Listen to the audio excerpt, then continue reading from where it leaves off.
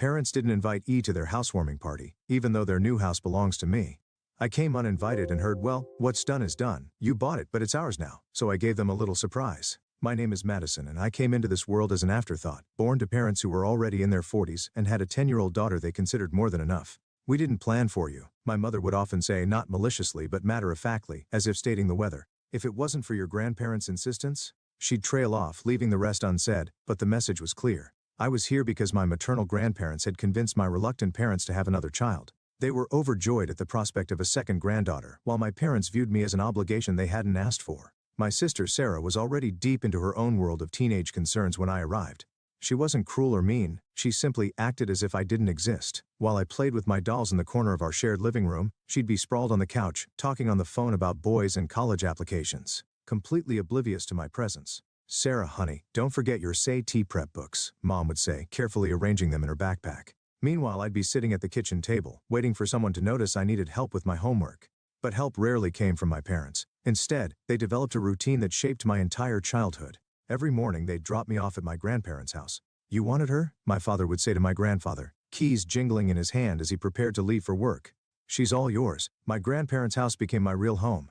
They picked me up from school, helped me with my homework, took me to the park and made sure I was fed and cared for. Only late at night would my parents come to collect me, usually looking tired and slightly annoyed at having to make the trip. "Madison," my grandmother would say, hugging me goodbye each night, "you're the best thing that ever happened to us." And in those moments wrapped in her warm embrace, I could almost forget that I wasn't wanted elsewhere. This pattern continued day after day, year after year. While my sister prepared for her bright future, I learned to navigate life as an afterthought in my own home.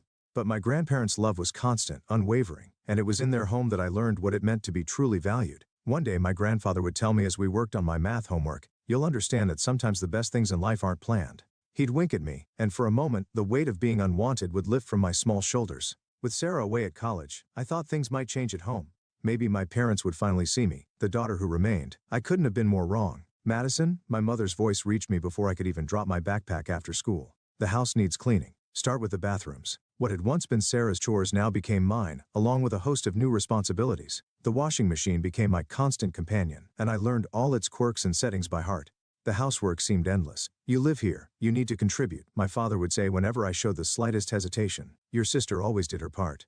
By the time I was 14, I had graduated from cleaning to cooking. It wasn't a gradual transition. One day my mother simply stopped making dinner. "You're old enough now," she announced one morning. "We expect dinner ready when we get home from work." That first night I made spaghetti. It was slightly overcooked but edible. My parents ate in silence. Then my father looked up from his plate. "Tomorrow try something with chicken," he said, his tone making it clear this wasn't a suggestion. My only escape was dreaming about college. Every night, after finishing the dishes, I'd retreat to my room and browse university websites. I'd imagine myself walking across different campuses, far away from the endless chores and cold silences. Then, when I was 16, Sarah came home with news that changed everything. She bounced through the front door one Sunday afternoon, dragging a tall, well-dressed man behind her. "Mom, Dad," she squealed. "This is James, we're engaged." You'd think someone had just announced they'd won the lottery. My parents literally jumped from their seats, my mother crying tears of joy. My father was already pulling out his phone to call relatives. "We'll pay for everything," my mother declared, hugging Sarah. "Our first daughter's wedding has to be perfect." The wedding preparations consumed our house for months. Every conversation revolved around flowers, venues, and guest lists. Money seemed to flow like water: designer dress, premium vendors, top-tier everything. My grandparents attended the wedding but seemed uncomfortable with the extravagance. I caught my grandmother frowning at the ice sculpture that probably cost more than a semester of college tuition. Grandfather just shook his head at the champagne fountain, but they kept their thoughts to themselves. 2 years later, I sat at our dinner table, 3 college acceptance letters spread before me. After years of playing Cinderella while maintaining straight A's, I'd been accepted to all my top choices. My heart raced as I told my parents the good news. "That's nice," my mother said, not looking up from her plate. "But we can't pay for it. We spent all our savings on your sister's wedding, even took out a loan for it. There's nothing left for college." "But you paid for Sarah's college," I stammered. "That was different," my mother replied. "We saw potential in her." The silence at the dinner table was deafening after my mother's words about potential. I sat there, acceptance letters suddenly feeling heavy in my hands, as my parents continued eating as if they hadn't just shattered my dreams. "You should get a job," my father said between bites. "Save up some money. Take out a student loan. That's what responsible adults do." I left the table without being excused, something I'd never dared to do before. My hands were shaking as I grabbed my phone and called my grandmother. Within minutes I was walking through their familiar front door, tears streaming down my face. "Oh, sweetheart." My grandmother pulled me into a hug while I told them everything between sobs. My grandfather's face grew stern as he listened, but there was a glimmer in his eyes that I couldn't quite read. When I finished, they exchanged a knowing look. "Madison," my grandfather said, taking my hand, "we've been expecting something like this." "What do you mean?" "We've watched how they've treated you all these years." My grandmother explained. "How they spent money on Sarah's education, her wedding. We knew they might do this to you." My grandfather stood up and walked to his study. When he returned, he was holding a folder. "We've been saving for your education since the day you were born," he said, opening the folder to reveal bank statements. "You can choose any of those 3 colleges. We've got you covered." That night, I went home and packed my things. Not everything, just what I needed. My parents were watching TV downstairs and barely looked up when I told them I was moving in with my grandparents. "Whatever you think is best," my mother said, her eyes never leaving the screen. Was that relief I heard in her voice? The next few weeks were a blur of college preparations. I chose to study financial analysis. Somehow, watching my parents' mismanagement of money had sparked an interest in doing things the right way. My grandparents helped me with every detail, from filling out forms to buying supplies. When I finally started classes that fall, it felt like stepping into a new world. The material was challenging, but I loved every minute of it. Each class felt like a step away from my old life and toward something better. My professors noticed my enthusiasm, and soon I was staying after class to discuss complex financial concepts. For the first time in my life, someone besides my grandparents saw potential in me, real potential. My second year of college was in full swing when my grandmother called with some interesting news about Sarah. "Your sister's having trouble," she said during one of our weekly calls. "Her marketing career isn't taking off like she hoped, and James can't seem to hold down a job. They're constantly asking your parents for money." I wasn't surprised when she told me they were getting it. "Your mother emptied her retirement account last month to help them with rent," my grandmother sighed. "They just can't say no to her." A year later, the situation got worse. Sarah and James couldn't make rent anymore, even with our parents' help. They moved back into my old bedroom, the one I'd spent years keeping spotlessly clean. The irony wasn't lost on me. Meanwhile, I was thriving. My professors had helped me land internships at prestigious financial firms, where I discovered I had a real talent for solving complex financial puzzles. Each challenging project made me more certain I'd chosen the right path. "You've got a natural instinct for this," my supervisor at Morgan Stanley told me during my performance review. "We'd love to have you back next summer." I kept my head down and focused on my studies, barely thinking about my family, except during calls with my grandparents. But when I visited them during my senior year, I knew something was wrong the moment I walked through their door. My grandmother's usual warm smile seemed forced, and my grandfather, usually quick with a joke, sat quietly in his armchair. The house felt heavy with unspoken words. "What's wrong?" I asked over dinner, watching them push food around their plates. "And don't tell me it's nothing. I know you both too well." They exchanged a look I'd seen too many times before, the one that meant they were trying to protect me from something. Finally, my grandfather spoke. "Your parents came to see us last week," he said, his voice unusually tired. "They wanted their inheritance early." "What do you mean?" I put down my fork. "They're in trouble with the banks," my grandmother explained. "Multiple loans, credit card debt. They said they needed $200,000 to avoid bankruptcy. And you gave it to them?" I couldn't keep the anger from my voice. My grandfather nodded. "We had to, Madison. They're still our daughter and son-in-law despite everything. It was most of our savings, but most of your savings." I was furious. After everything they've done? After how they keep enabling Sarah's irresponsible behavior? After how they treated me? "Sweetheart," my grandmother reached across the table to take my hand. "We know you're angry, but what's done is done. We'll be fine." But I kept getting angry. My parents, who'd never had money for my education, who'd treated me like a servant, had the audacity to demand money from the only people who'd ever truly cared for me. All because they couldn't say no to Sarah and couldn't manage their own finances. My hard work paid off after graduation. With glowing recommendations from my professors and impressive internship experiences, I landed a position at one of the top financial firms in the city. The starting salary was more than I'd ever dreamed of making. I found a modest one-bedroom apartment, nothing fancy but clean and safe. Every morning I'd wake up grateful that I didn't have to cook breakfast for anyone but myself. My career flourished as I threw myself into each new challenge, earning promotions and bonuses that my younger self couldn't have imagined. Within a few years, I had enough saved for a down payment on my own place. The day I signed the mortgage papers, I couldn't help but think of my parents and Sarah, who'd never managed their money well enough to buy property. Not that they knew about my success, we hadn't spoken in years. Then came the call that changed everything. My grandfather had suffered a massive heart attack.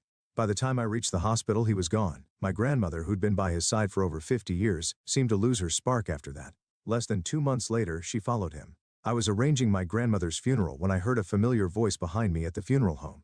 "Madison, do you want some help with the arrangements?" I turned to find my mother standing there, looking older and more tired than I remembered. Part of me wanted to tell her to leave, but something in her expression made me hesitate. "Sure," I heard myself say. "That would be nice." Over the next few days as we planned the service, my parents began to open up. They were struggling, they admitted.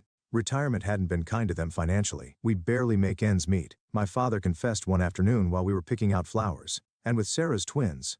"Twins?" This was news to me. Yes, 4-year-olds. My mother jumped in. Such beautiful boys, but they need so much. Sarah and James still can't manage on their own, so we help where we can. I nodded, keeping my expression neutral. Some things never changed. A week after we laid my grandmother to rest, we gathered in a wood-paneled office for the reading of the will. I sat across from my parents with Sarah and James slouched in chairs beside them. The room smelled of old papers and furniture polish, and the tension was thick enough to cut with a knife. The notary, Mr. Patterson, adjusted his glasses and began reading in a monotone voice. I expected the usual legal jargon, but what came next made everyone sit up straight. To our beloved granddaughter Madison, he read, "We leave our house at 1542 Maple Street, and the sum of $150,000. The silence that followed was deafening. Sarah's mouth fell open, and my mother gripped my father's arm so hard her knuckles turned white. Mr. Patterson cleared his throat and continued, and a personal note from Mr. Henderson to his daughter Margaret. He looked at my mother. The note reads, "Margaret, remember that we gave you $200,000 when you needed it most. This is our final decision, and we trust you will respect it as we respected your needs then."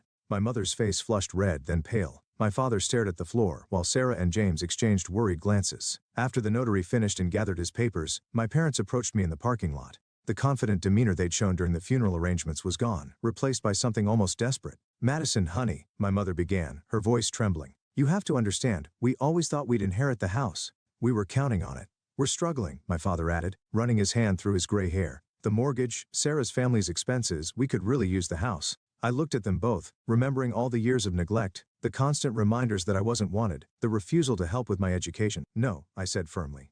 "The house is mine. That's what Grandma and Grandpa wanted." They continued pleading, following me to my car, but I stood firm. Sarah joined in too, talking about how her boys needed a yard to play in, but I simply got in my car and drove away. A week later, my phone rang. It was my mother, asking me to come over for dinner. Something in her voice sounded different, humbled perhaps. Against my better judgment, I agreed. Pulling up to my childhood home was like stepping back in time, except everything looked shabbier than I remembered. The paint was peeling, the gutters sagged, and the once pristine lawn was patchy and overgrown. Inside, the house was crowded but clean. Sarah's twins, Tommy and Jake, ran circles around the living room while James half-heartedly told them to settle down. The boys were cute. They had Sarah's eyes and James's curly hair. "Madison," my mother smiled, pulling me into an awkward hug. "We made your favorite pot roast." "That's not my favorite," I said automatically. "That's Sarah's favorite." An uncomfortable silence followed, broken by my father clearing his throat. "Well, why don't you tell us what your favorite food is? We'd love to know." And surprisingly, they seemed genuinely interested. Over dinner, they asked about my job, my apartment, my hobbies. They actually listened when I talked about my work in finance, though I could tell most of it went over their heads. That dinner led to another, then another. Soon, I was joining them for holidays, bringing gifts for the twins, even helping Sarah with their homework sometimes. When they mentioned the house needed repairs, I found myself offering to help. I paid for a new roof, fixed the heating system, repainted the exterior. Each time I wrote a check, my parents would tear up with gratitude. "You're too good to us," my mother would say, hugging me. "We don't deserve this." "You're right," I would think, but never say it aloud, because despite everything, despite all the years of hurt and neglect, some small part of me still wanted to believe people could change. The years passed and my career continued to flourish. Each promotion brought new opportunities, and my investment portfolio grew substantially. Meanwhile, my relationship with my parents seemed to strengthen. They were getting older, both were over 70 now, and I found myself wanting to do something meaningful for them. "I've been thinking," I said during one of our Sunday dinners, watching my father struggle up from his chair. "This house isn't really suitable for you anymore. I want to buy you a new house. Something single-story with a nice garden but easier to maintain. Something that would be comfortable for your retirement years." Their reactions surprised me, actual tears of joy. We spent the next few weeks house hunting together, and finally found the perfect place. A beautiful ranch-style home in a quiet neighborhood, with wide doorways and no stairs.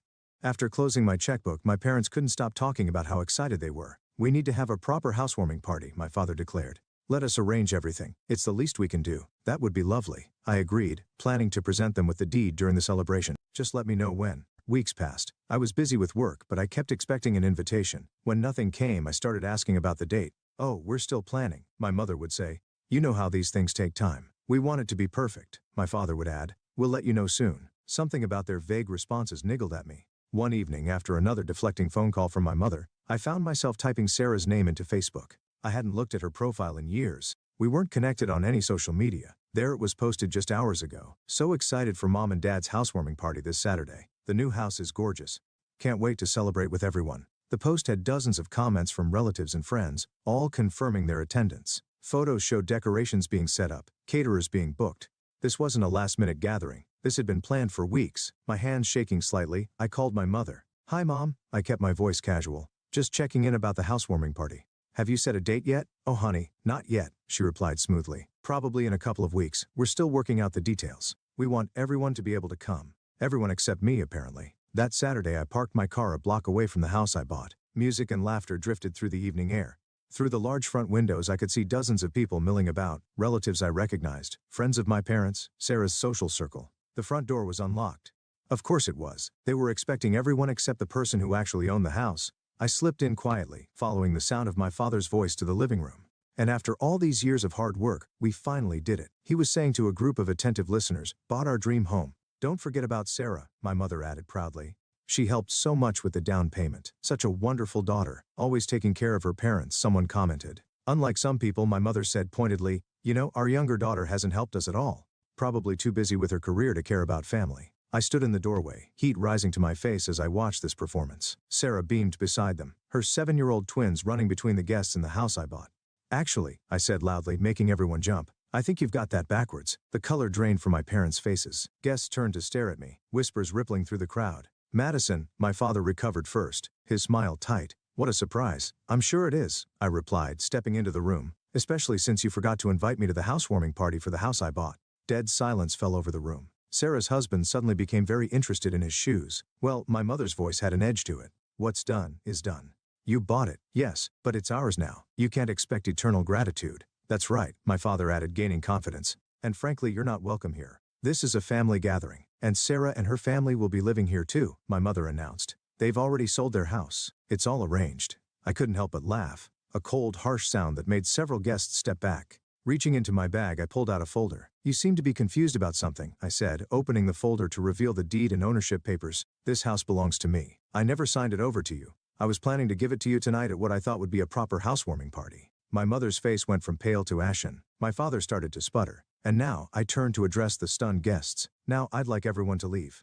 This is my house, and the party's over. You can't do this. My mother's voice rose to a shriek. We're your parents. No, I said quietly. You're just the people who gave birth to me. My real parents, my grandparents, taught me that family means more than blood. They also taught me about finances, which is why I own this house and you don't. They left in tears, my parents, Sarah, James, the twins, and all their guests. I watched from the front porch as they drove away, one by one, until the street was empty. After a few weeks I learned they'd used the money from selling their own house to buy an apartment. Sarah, James, and the twins moved in with them. They tried calling me for weeks, but I blocked their numbers, their emails, their social media accounts. The house? I sold it a month later and put the money in my account. Someday I'll have my own children, and I promise myself they'll never have to earn my love or compete for my attention. Unlike my parents, I'll love my children equally and unconditionally, the way my grandparents loved me.